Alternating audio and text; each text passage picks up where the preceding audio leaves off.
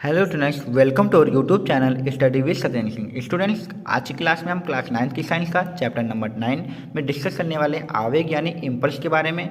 Impulse यानी आवेग क्या होता है। इसके पिछले वीडियो में हमने यहाँ पे बल और गति के तीनों नियमों को डिस्कस किया था, जिसमें हमने न्यूटन का प्रथम नियम, द्वितीय नियम और तृतीय नियम को अच्छे से डिस्कस किया था। और हमने ये भी जाना था कि संवेग हमारा क्या होता है, यानी जो हमारा संवेग होता है वो P बराबर mv होता है। इन सभी बातों को डिस्कस किया था। आज के वीडियो में हम बात करने वाले हैं आवेग को। तो देखते हैं पे आवेग क्या होता है, इसकी डेफिनेशन को यहाँ पे पढ़ते हैं। तो यहाँ पे लिखा हुआ है, जब कोई बल F किसी वस्तु पर थोड़े समय अंतराल डेल्टा टी के लिए, यानी कोई वस्तु है उस पर एक बल F लग रहा है और बहुत ही थोड़े समय के लिए लग रहा है, तो क्या होगा, जो आपका बल F है और जितने समय के लिए लग रहा है, अगर इन दोनों का क्या करा दिया जाए, गुणनफल यानी गुणा करा दिया जाए, तो हमें बल का आवेग प्राप्त होगा। ठीक है, कहने का मतलब यही है कि कोई एक वस्तु है, मान लेते हैं ये आपकी क्या है, एक वस्तु है, इस पर एक बल बहुत ही थोड़े समय के लिए F लग रहा है और कितनी देर के लिए लग रहा है, डेल्टा टी, बिल्कुल थोड़े समय के लिए लग रहा है। तो अगर इन दोनों का हम गुणनफल करा दें, मतलब गुणा करा दें, तो जो हमें मिलेगा वो आपका आवेग होगा। यही आपकी डेफिनेशन है। तो यहाँ पे लिखा भी है, बल का जो आवेग है वो बराबर होगा बल और समयांतर, यानी जो समय लगेगा उसके गुणनफल के बराबर होगा। अब आवेग को हम यहाँ पे I से लिखेंगे, बल को F से लिखते हैं और समयांतराल को डेल्टा टी। डेल्टा का मतलब यहाँ पे बहुत ही कम समय के लिए, इसलिए हमने इसको डेल्टा टी से लिखा। तो ये आपका यहाँ पे बल के आवेग का फॉर्मूला हो जाएगा। इसके बाद याद रखना है कि यह एक सदिश राशि है। सदिश राशि क्यों? क्योंकि इसकी दिशा वही होगी जो बल की दिशा, यानी बल हमारा सदिश राशि है, इसलिए हमारा आवेग भी जो है वो सदिश राशि है। तो ये पॉइंट आपको याद रखना है। अब बात करते हैं बल के आवेग की मात्रक की। तो मात्रक इसका क्या होगा, जो बल का मात्रक होगा उसका मात्रक रखना है और जो टाइम का मात्रक है उसका रखना है। तो बल का मात्रक एक तो न्यूटन होता है, एक और आपका होता है वो भी याद रखना है, किलोग्राम मीटर प्रति सेकंड स्क्वायर होता है। क्या होता है बल का मात्रक, यहाँ पे बताता हूँ, किलोग्राम होता है और मीटर प्रति सेकंड स्क्वायर होता है। और यहाँ पे डेल्टा टी, इसका भी मात्रक क्या होता है, समय है, तो इसका भी सेकंड होगा। तो एक सेकंड और एक सेकंड कट जाता है तो क्या आता है, किलोग्राम मीटर प्रति सेकंड। तो यहाँ पे लिखा हुआ है किलोग्राम मीटर प्रति सेकंड लिखा। तो हमने बल का एसआई मात्रक, सॉरी एमकेएस मात्रक क्या रखा था, किलोग्राम मीटर प्रति सेकंड स्क्वायर। डेल्टा टी आपका समय, इसका मात्रक हमने क्या रखा, सेकंड। तो एक सेकंड कट जाएगा तो किलोग्राम मीटर प्रति सेकंड आ जाएगा, जो कि आपका आवेग का मात्रक हो जाएगा। अब यहाँ पे इस आवेग के मात्रक को, जो आवेग का फॉर्मूला है, इसको हम क्या करेंगे, संवेग परिवर्तन के फॉर्म में लाने की कोशिश करेंगे। तो मान लेते हैं हमारे पास कोई एक वस्तु है जिसका द्रव्यमान क्या दिया है, m दिया है, और उस पर एक नियत बल F हमने समांतराल डेल्टा t तक लगाया है। ठीक है, एक कोई वस्तु है जिसका द्रव्यमान m है, उस पर हमने बल लगाया और डेल्टा t समय के लिए लगाया है। अब जब हम बल लगाएंगे तो उस वस्तु का वेग बदलेगा, और वेग बदलेगा तो वेग में परिवर्तन होगा, और परिवर्तन के लिए हमने यहाँ पे एक लेटर ले रखा है डेल्टा।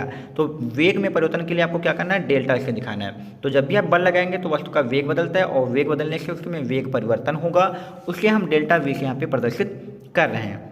अब वेग में परिवर्तन जब आता है तो वेग में परिवर्तन के साथ एक और राशि आती है जिसे हम त्वरण कहते हैं। जैसे ही आपका वेग में परिवर्तन होगा, आपका त्वरण आएगा, और त्वरण ए बराबर होता है डेल्टा वी, यानी वेग में परिवर्तन बटे समय। तो जितना भी आपका वेग परिवर्तन में समय लगा उसको लिख लीजिए। तो ए बराबर आपको याद रखना है वेग में परिवर्तन बटे समय, जो कि आपको हमने पिछले क्लास में बता भी रखा है त्वरण के बारे में।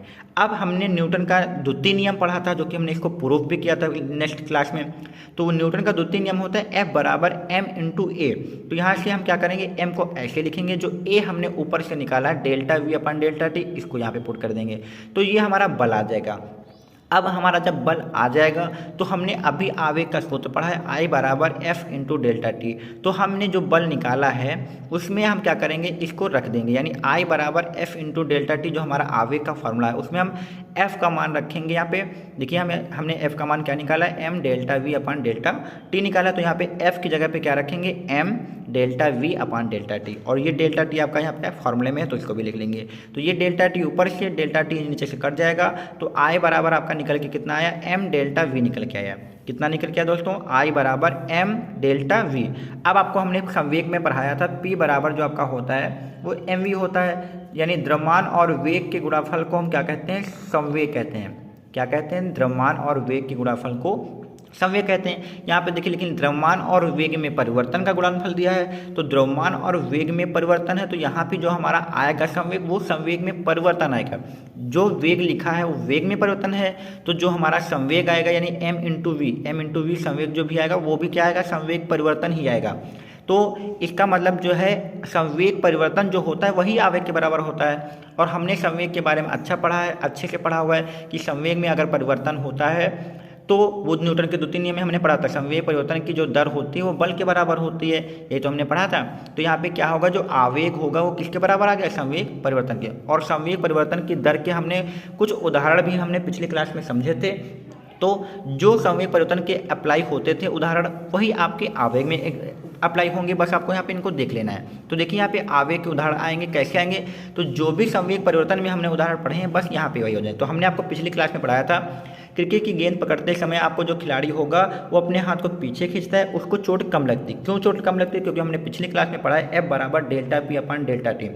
अगर कोई व्यक्ति अपने पीछे हाथ खींचता है तो वो समय को बढ़ा देता है। अगर आप समय को बढ़ा लेंगे तो आपको बल कम लगेगा, अगर आपका समय कम होगा तो बल की वैल्यू क्या होगी, ज़्यादा आएगी। ठीक है, याद रखना है। तो पहला यहाँ पे यही होता है कि क्रिकेट के खिलाड़ी गेंद को पकड़ते टाइम पीछे हाथ इसलिए खींचते हैं क्योंकि अगर वो हाथ को थोड़ा सा पीछे खींच लेंगे तो उनके पास गेंद थोड़ी देर बाद आएगी, थोड़ी देर बाद यानी बहुत ही कम, यहाँ पे थोड़े समय बाद आएगी, तो समय बढ़ जाएगा, तो उसके वजह से उसको बल कम लगेगा, इसलिए गेंद पकड़ने में इसके चोट नहीं लगेगी। तो ये हमने यहाँ पे पिछले क्लास में पढ़ा था। तो जो संवेग परिवर्तन में पढ़ा था वही इस आवेग में अप्लाई होगा। दूसरा, चिड़िया का विमान से टकराना।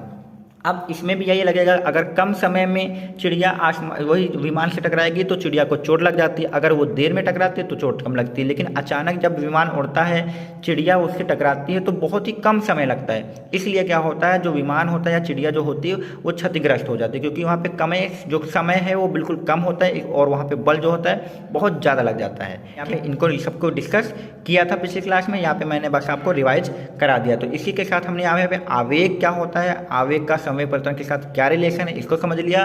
अब हम यहाँ पे आवेग के कुछ इंपॉर्टेंट न्यूमेरिकल भी यहाँ पे डिस्कस करने वाले हैं, उनको भी आप यहाँ पे देख लीजिए। स्टूडेंट्स, अब हम यहाँ पे आवेग के न्यूमेरिकल को डिस्कस करेंगे। इसका फॉर्मूला हमने आपको अभी समझाया हुआ है, तो उनके आप क्वेश्चन को यहाँ पे देखते हैं। तो क्वेश्चन लिखा हुआ है कि एक वस्तु पर 2.25 न्यूटन का बल 0.2 सेकंड के लिए कार्य करता है। तो यहाँ पे एक बल दिया गया है, तो हम बल को किससे लिखते हैं, तो हम बल को लिखते हैं F से। तो F बराबर हमारा दिया गया है 2.25 न्यूटन। ये हमारा क्या दिया गया है दोस्तों, ये हमारा दिया गया है बल दिया गया है। इसके बाद लिखा है कि 0.2 सेकंड के लिए कार्य करता है। तो ये आपका टाइम दिया गया कि कितने टाइम के लिए, तो टाइम को हम बिल्कुल डेल्टा टी से लिखते हैं यहाँ पे। तो डेल्टा टी जो हमारा दिया हुआ है वो 0.2 सेकंड यहाँ पे दिया हुआ, कितना दिया है, 0.2 सेकंड यहाँ पे दिया हुआ। अब हमें निकालना क्या है, तो वस्तु में उत्पन्न आवेग की गणना करना है, मतलब हमें यहाँ पे आई बताना है। तो यहाँ पे हमारा सूत्र क्या होगा, यानी हमें आई, यहाँ पे क्वेश्चन मार्क है हमारा, तो आई बराबर हमने आपको सूत्र बता रखा है, आई बराबर एफ डेल्टा टी, ये हमने आपको फॉर्मूला बताया हुआ है, इसी को हम यहाँ पे लगा के इसका आंसर निकालने वाले हैं। तो यहाँ पे देख लीजिए, आई बराबर एफ की वैल्यू हम यहाँ पे कितनी रखेंगे, एफ की वैल्यू हम यहाँ पे 2.25 रखेंगे और डेल्टा टी की वैल्यू 0.2 रखेंगे। इन्हीं दोनों को यहाँ पे मल्टीप्लाई करा देंगे तो हमारा आवेग आ जाएगा। तो 2 को 5 करेंगे तो 2 पंची 10 आएगा, 2 दूनी 4, 1 5 हो जाएगा और 2 दूनी 4 आ जाएगा। और यहाँ पे 2 अंक इसके और 1 अंक इसका, तो यहाँ पे 3 अंक बाद आपका पॉइंट लग जाएगा। तो यानी 0.450 जो आपका होगा वो आपका आवेग आ जाएगा। और आवेग का मात्रा किलोग्राम मीटर प्रति सेकंड होता है, ये आपको हमने पहले ही बता दिया। तो इस प्रकार से यहाँ पे आपका क्वेश्चन आवेग का कंप्लीट हो गया है। दूसरा क्वेश्चन यहाँ पे लिखा है कि 1 किलोग्राम द्रव्यमान का एक हथौड़ा। तो यहाँ पे देखिए 1 किलोग्राम दिया है, तो ये आपकी m की वैल्यू दी गई है। तो यहाँ पे लिख लीजिए m बराबर आपका जो दिया हुआ है 1 kg दिया हुआ है। फिर लिखा है 6 मीटर प्रति सेकंड के वेग से चलता है। ठीक है, यहाँ पर आपका एक वेग दिया हुआ है जो कि आपका पहले का वेग दिया है, तो पहले के वेग को हम लोग u से लिखते हैं। तो u बराबर यहाँ पे लिख लीजिए 6 मीटर प्रति सेकंड का आपका वेग दिया हुआ है। फिर लिखा है और दीवार से टकराता है और 0.1 सेकंड में विराम में आ जाता है। तो कितने टाइम बाद, टाइम को हम यहाँ पे डेल्टा टी से लिखते हैं। तो डेल्टा टी को लिख लेते हैं 0.1 सेकंड यहाँ पे आपका टाइम दिया हुआ। और लिखा है फिर विराम में आ जाता है। तो विराम में आ जाता है तो इसका जो बाद का जो वेग होगा वो आपका क्या हो जाएगा, शून्य हो जाएगा। पहले जो वेग था वो आपका u का मान होगा, बाद में विराम में आ जाता है तो आपका ये v हो जाएगा। तो हमें यहाँ पे ज्ञात क्या करना है, तो हथौड़े को दिया गया आवेग ज्ञात करना है, यानी हमें क्या बताना है, आई बताना है। और आपको पता है कि आई बताने के लिए हमें एफ और डेल्टा टी दोनों पता होना चाहिए। तो हमें यहाँ पे देख लीजिए डेल्टा टी की वाली तो पता है, लेकिन हमें एफ़ नहीं पता है। तो सबसे पहले हमें क्या करना होगा, एफ़ निकालना पड़ेगा। तो एफ़ निकालने के लिए हमें यहाँ पे त्वरण का फॉर्मूला यूज करना पड़ेगा। त्वरण का फॉर्मूला आपको पता होगा, एफ बराबर होता है m इंटू ए होता है। हमने यही फॉर्मूला क्यों लगाया, क्योंकि हमें यहाँ पे देखिए द्रव्यमान दिया गया है और वेग पहले दिया गया था 6 मीटर प्रति सेकंड, बाद में विराम में आ गया है तो वेग हमारा 0 हो गया, तो वेग परिवर्तन भी दिया है, तो वेग परिवर्तन से हमारा त्वरण निकल आएगा और द्रव्यमान हमारा दिया है उससे हमारा बल निकल आएगा। तो यहाँ पे देखिए F बराबर क्या करेंगे हम यहाँ पे m और a जो हमारा होता है त्वरण होता है, इसका जो फॉर्मूला होता है वो होता है v minus you upon delta T हो जाएगा। क्या हो जाएगा, F बराबर m v minus you upon delta T, आपका यहाँ पे f हो जाएगा। अब यहाँ से पहले f निकाल लीजिए, तो m की वैल्यू देखिए यहाँ पे कितनी दी गई, 1 किलोग्राम, तो यहाँ पे m का मान 1 रखिए।